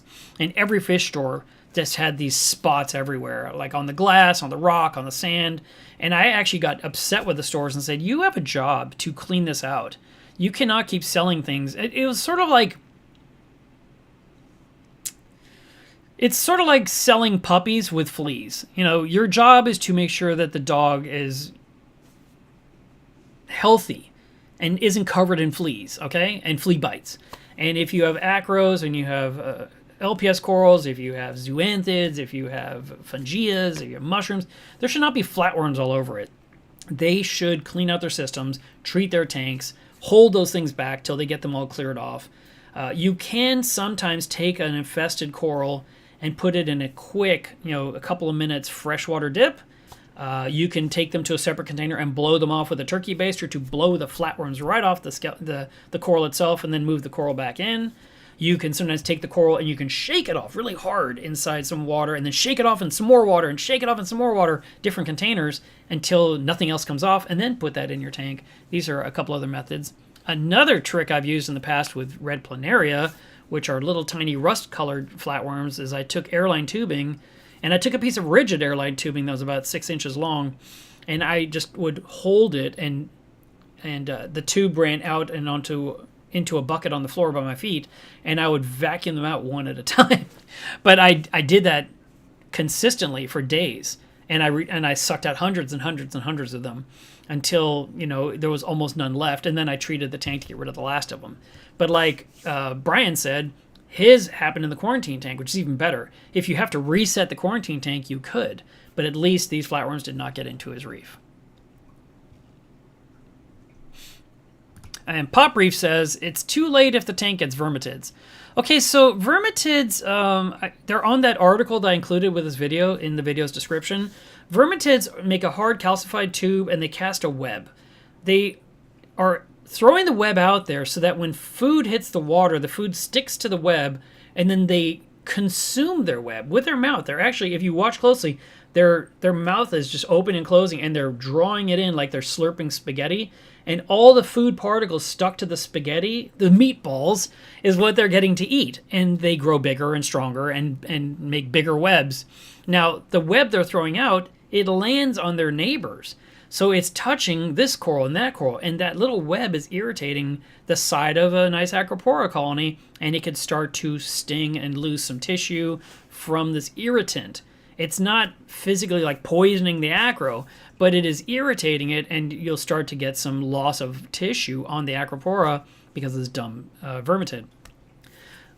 You can break off the tube, and that will slow the process. That will shorten the animal's reach. That's a little bit of a help. You can cover the end of the hole with some super glue gel to seal the door shut so it can never come out again. The final trick would be use bone cutters or some kind of tool, a screwdriver, a dental tool, to break off the shell completely off the rock to where the entire vermitid and its habitat is gone. And I watched a video Richard Ross did a few years ago, and I don't know where the link was, but he showed it on Facebook and maybe on YouTube as well, where he did something, I think it was a dental tool, and he was showing how he stabbed the tube and pressed downward, and it made of course the tube snap, but then he went at the next piece and kept going until he peeled the entire thing off the rock. It's a more tedious process. I haven't seen it personally, but I've heard it a lot that you can use bumblebee snails to eat the vermitids. I haven't had that success story. Then there was this whole thing last year where everyone talked about coral snow for about 3 months, and everyone was doing it. And they said, this is going to get rid of the vermitids. And I was like, that's actually kind of fascinating. So they were throwing in something like calcium chloride or something into the tank, and the vermitids thought it was food.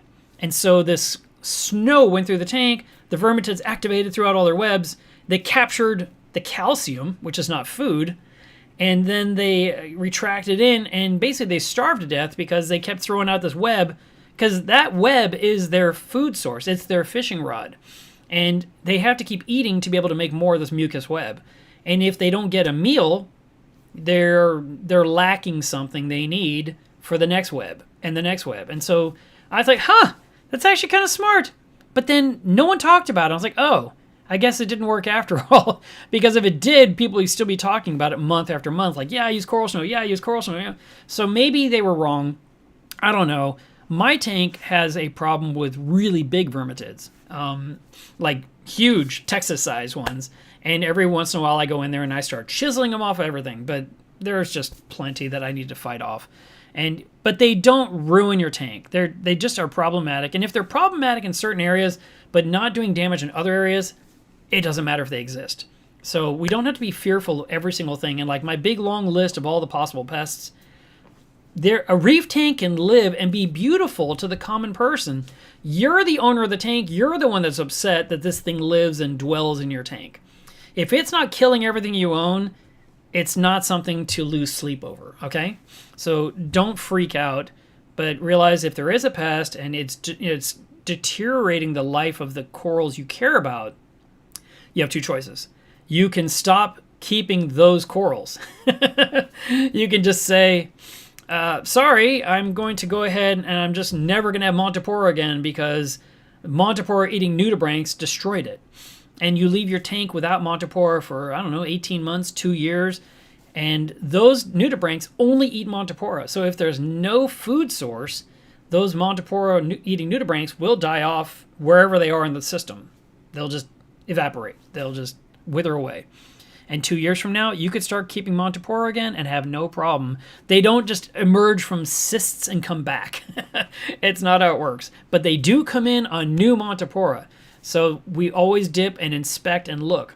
And if you have that specific situation where you have Montipora that has these nudibranchs on the underside, then I would immediately, this is my recommendation because I've been doing this a long time, I would save the best, prettiest part of that Montipora that has no pests. I'd break that off. That would be my beautiful rose. I'd plant that in the reef and I'd throw the rest away because that part there with the Montipora eating nudibranchs and the babies that they laid, the eggs that are on the skeleton on the underneath will spread and continue. As soon as they emerge from their hatching, they start eating Monty. The nudibranchs plant them right on the rocky or on the stony part of the coral between death and life. They are putting the babies right at the edge of the living tissue, so as they emerge, they have something to eat immediately, and they're chomp, chomp, chomp, chomp, chomp. It's a big problem. And so there was a guy in my local area, he moved away, but he had this exact problem, and he couldn't keep Montipora at all, and he gave up. He scraped off what he could, he removed the colonies, he tried different techniques, nothing was working. He says, I just won't keep Monty anymore. And then a couple years later says, I'm going to try a new piece and see what happens. And then he later on had a tank full of Montipora, his favorite coral, and he was very happy again.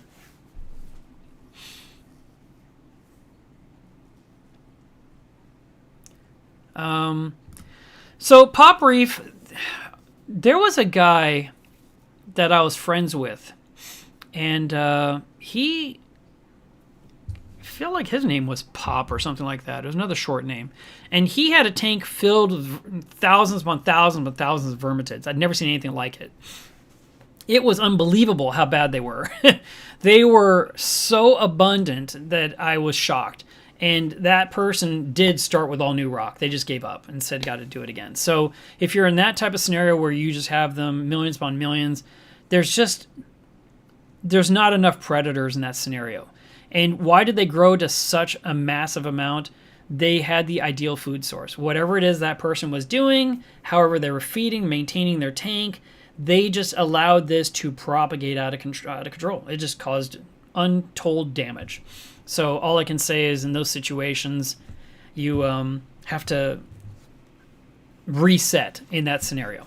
But if you just have dozens here and there, and you can work on things one at a time. You can work on sections of the tank.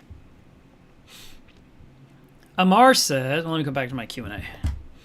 Amar said, if you can give me the name of some of the medications for each disease you mentioned, that would be nice. The article will have some information. We don't have like a list of medications. Matter of fact, a lot of people these days are using antibiotics excessively, which can actually, I keep hearing this. It's going to make your reef resistant to the medication because you've done it too much. So Interceptor is the one thing. It is a product that you have to get from your vet. A lot of vets were anti. They did not want to give it to the hobbyist. So I called my vet. I said, hey, look, I need an Interceptor. And she said, I need you to bring me a picture of your aquarium, and I'm going a physical picture, and I'm going to staple it to the chart. That is my patient. Because she was already taking care of my dog at the time. And she said, I will just make that your other animal, and I will give you the Interceptor. But she says, you're asking me to give you a medication that is being used off book. That means this medicine is meant for a dog to deal with heartworm or something. And we're using it for fleas in your reef tank. I totally understand what you're using it for. I understand what you're trying to do. I read the article where it explains what it does and how it works. I don't have a problem with it, but I need a patient. And you can't bring the aquarium to me, so bring me this photograph that I can staple to the chart. So I saw the patient, and then I will give you the Interceptor, and I'd buy a package of them. And then I would crush up one pill at a time, and I would use it. And I asked her, how long is this good in salt water? And she said it goes inert in 12 hours, which is great news. But when I used it in my tank, I would have to, in my big tank, I was putting the whole pill in as a mixed powder. I would mix. Okay, so I took my cup with some tank water. I put in the crushed powder of a pill into the cup, stirred it up, gave it 5 minutes to liquefy and be really dissolved. Poured it in the tank. No carbon, no skimmer, no UV. None of those things are on. And I just let it work. I also, just before I poured the chemical in the tank, the medicine in the tank, I removed every hermit crab I could find and every shrimp I could find. And and that included like the coral banded shrimp, the cleaner shrimp, the peppermint shrimp. If you had a harlequin shrimp, any of those ornamental shrimp have to be removed because the Interceptor will kill them. So you've got to remove them all. Now, how do you find all these animals? You can, start early, like start the day before or 2 days before. And having that quarantine tank set up is great because you can just throw food in the tank, all the animals come running out, and you start grabbing them really quick because they're super active and visible, and you throw them in the quarantine tank where they're safe, and they can live there for the next few weeks. And you'd put the Interceptor in the tank next, and then 12 hours later, you can turn on the skimmer and you can run fresh carbon. And then a week later, you would do it again. And then a week later, you'd do it again. And after 3 weeks in a row of 3 treatments, your tank was red bug free. There was no chance of any eggs hatching. And then at that point, you do a water change, and you can grab all your stuff that's in the quarantine tank, all your critters that have been cleaning that tank. You can put them back into your main reef again, and it's all good. And I remember I could not catch this one ornamental shrimp. It was so frustrating. I was like, God, I've done everything to catch you. You won't let me. I'm like, fine, I give up. And I just poured the Interceptor into the tank. I mean, I poured it in, and that shrimp went right to the top of my leather coral and said, could you take me out of this tank, please? And I put the net in, and it got into the net. It was unbelievable. I was like, if only I'd known this was so easy. And I moved it into my quarantine tank, and it was safe for those weeks. It was really, really funny. Other medications, I mean, there has been products like Cipro. There was the thing I used in my tank 6 months ago. I was what was that called? I don't know. I'm sorry, I can't remember off the top of my head. It was we talked about it in Coral Magazine, but I don't even know which issue to. It was something that Amanda and Chris wrote, but maybe it's on the cover. Let me look at the magazines. Reminder, subscribe to Coral Magazine, y'all. We're about to go to press again in less than 2 weeks, and if you don't subscribe now, when that goes to press, you will not be in the subscription list, and you won't get that issue. Not that one. Not that one. Not that one. I don't remember. I mean, I guess I can just start flipping through. Maybe it's in the Coral Diseases issue. Coral Diseases. Let me see. That would be a good one. Yeah. Okay, Elegance Coral Syndrome. Page 88. They used something called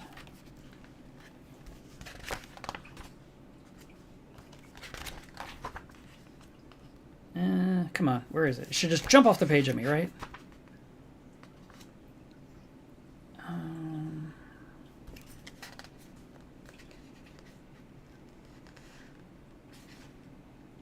I see a protocol.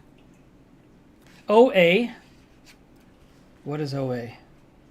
Oxalinic acid. So that was a technique used to help improve the health of some elegance corals. And they did a test, and they saw vast improvements. So here was a coral right here that was all retracted and miserable. And then, oh, the camera wants to find my face. Here I am. I'm right here. And then down here, it was nice and fluffy after a couple of treatments. So it was pretty amazing. And so it was dealing with the disease, and they were measuring microbiomes to make sure that they weren't killing off all the good bacteria in the tank. And that's why we worry about medications in the tank, because it can hurt them. But medicating corals in a separate, like a dip or a medicated bath, that's a whole other thing that is not going to hurt your reef. And so learning more about that would be ideal. But I don't have like some master list for you. I apologize. Sovsborg, thank you so much for the super chat. He said 6 years ago I bought a generator on your advice and it saved my tank last year. Thank you. You're welcome. Guys, if you have not watched my generator video, you totally need to. Let me pull that thing up really quick.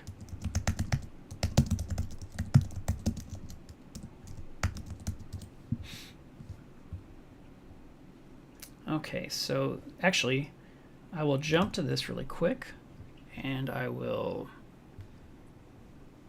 let the commercial happen here for a minute. Where is this thing I was doing? I think it's this one. Okay, so this one right here. Oh, it went full screen. Sorry about that. Hang on. I didn't expect that. I was trying to do this. So this is where I have a 9-minute video. Come on, you guys are sitting in on a 2-hour live stream. You can handle 9 minutes. This is where I describe how to set up my generator and how I've kept it very, very safe. So I would highly recommend you watch it. If you haven't watched it yet, I'm going to copy this and stick it in the chat. And that way you guys can check it out. Owning a generator is so important for protecting your livestock, and as Sovsborg said, it saved his reef. It has saved my reef many, many times. And knowing how a generator works is key. And knowing how to turn it on, how to maintain it, how to use it safely. These are all things you should know. And in my situation, I have this amazing, very expensive, bulletproof way of hooking it all up that is completely safe and keeps my house going. The parts of my house that matter during a power outage. So my entire fish room, all 6 circuits come to life with that generator, because that generator puts out a 50 amp circuit through that huge cord and sends it into the fish room, and every outlet comes to life. And at that point, I'm able to plug other extension cords into outlets in the fish room that come to my office or the television, the router, keep all the aquariums, like these tanks here in this room, they need power too. So I can run a cord to the fish room and provide power for everything that way.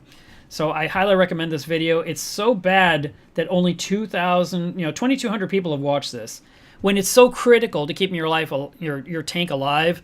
And sadly, many people get on the internet with their phone that still works during a power outage and said, "We just lost power, what do I do?" And it's like, well, if you'd watched this in advance, you'd be so much better prepared. So your homework this week is to watch the generator video and be prepared, so that way you can be successful in keeping your livestock alive and not lose all your money and be sad.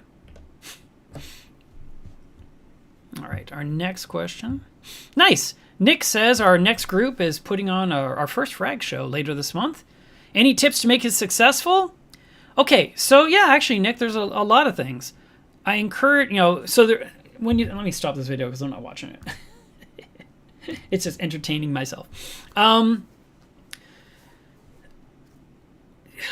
place where you're having the frag swap needs to have a lot of electricity, a lot of outlets for everyone to plug in, because these days people will show up with a tank and they want to have a light over the top, and they have a heater to keep the water warm enough, and they've got all these frags in there.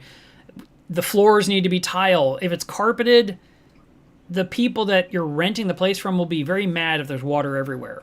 You know, you can tell everyone bring lots of towels and don't spill, but invariably things happen and there are some spills. So having a shop vac there would be smart too. Trying to clean up the place when you're done so that they'll let you come back again the next time would be a big recommendation on my part. If you can make the room dark, that usually makes the people selling corals happier, because then all their corals glow the appropriate way under the blue lighting. But if you can't turn off the lights in the room, so be it. Like if it's all windows and sunlight, you know, that's okay too. You want to make sure that no one's going to trip on cords. You want to make sure all your vendors have set up their electricity in a safe way, that as they're bagging up corals, they're not spilling water onto power strips that could pop the circuit. You should know where the circuit breakers are in case somebody trips the circuit, so you're not scrambling to find the maintenance guy that runs the place. There's that. You should encourage everyone to bring coolers to bring their corals home in, so they don't just have these bags of water sitting on the hot seat in their car on the way home.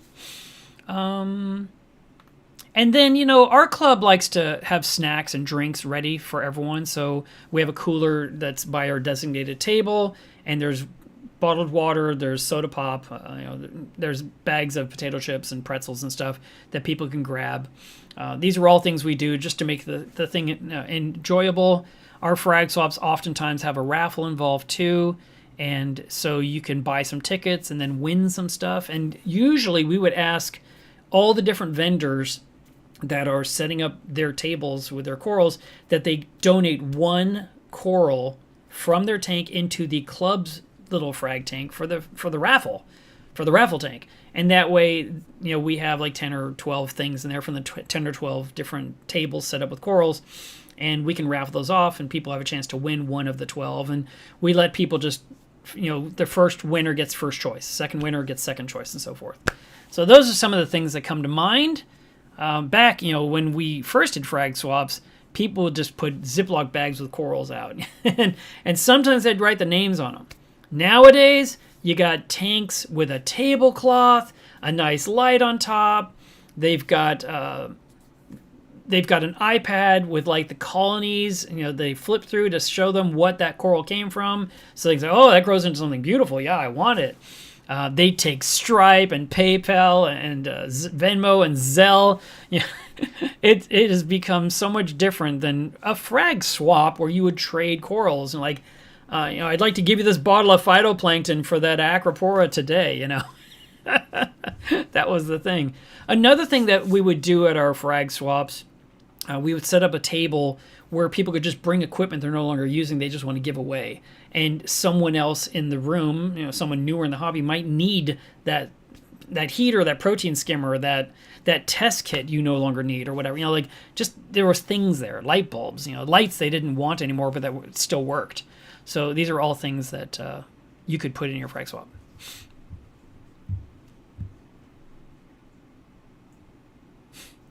Phil says, big vermitid snails will cut you to the bone. Ask me how I know. Yes, they can stab you and poke you, and I have been nicked. I do go through and I'm scraping them off inside my overflow boxes, inside my sump, between my baffles, inside my anemone cube. I mean, they're everywhere, so it's a problem. Wow. And thank you, Phil, for bringing that up, what it was called. I couldn't think of it at the time, but I did find it. It didn't take me forever, so we did have a win. Did I have anything else I want to show you guys today? Let me just quickly look through my list here. Showed you that one. Showed you that one. That one. Yeah, I showed you all the good stuff. So I hope that Steve watched this video since it was what he requested. You know, it was a good recommendation, and I was like, yeah, absolutely, let's do that one. So let's go ahead and go here. Today is Water Test Saturday. I highly recommend. Oh, there's one more thing. Wait, come back. I got something else I have to tell you. Where is it? This one right here. Okay, Club Mila's Reef has been on Facebook now for 7 years. The 7-year anniversary is this Friday. So this is a group that is 9,200 people strong, and we talk about our aquariums there, and everyone's invited, of course, to be there because we only see each other here once a week. But you can show pictures of your aquarium. You can ask questions about what's going on in your tank. You can show us some cool DIY thing, something you 3D printed that made your life 10 times better. That group is for us. It's friendly. It's fun. And so with the 7-year anniversary coming up, I'm going to do something in the group next Friday. Maybe I'll do a live stream into the Club Miller's Reef group, which I haven't done a stream into Facebook in forever. I don't even know if I can figure it out. But I might do that. But I just wanted to commemorate it because it's a big deal that, I started this little group, so long ago. And I thought that it'd be a great place for us to communicate with each other because, talking in YouTube is a little harder.